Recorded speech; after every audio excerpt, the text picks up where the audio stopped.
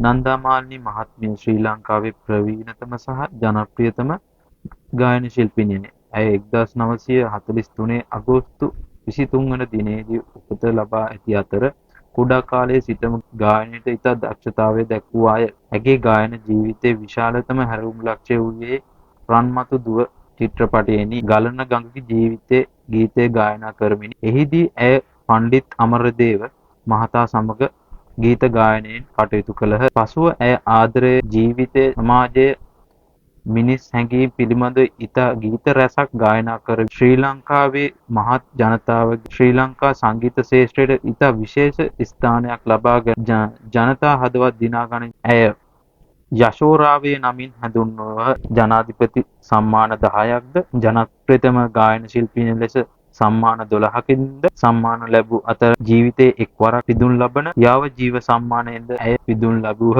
දශක 5කට අධික කාලයක් අප සමග ජනතාවගේ හිත් සුවපත් කිරීමට සහ යථාර්ථය තේරුම් දීමට මෙතුමිය ගායනා කර ගීත ශ්‍රී ලංකා ජනතාවගේ හිත් සුවපත් කිරීමට මහත් උපකාරයක් වූ සුවහසක් ශ්‍රී ලාංකේය ජනතාවගේ මතක පොතට ඉතා විශාල ගීත ප්‍රමාණයක් ලබා දී අප අතරින් 2026 අගෝස්තු 20 දිනයේ අප අතරින් 18ම සමුගත්තේ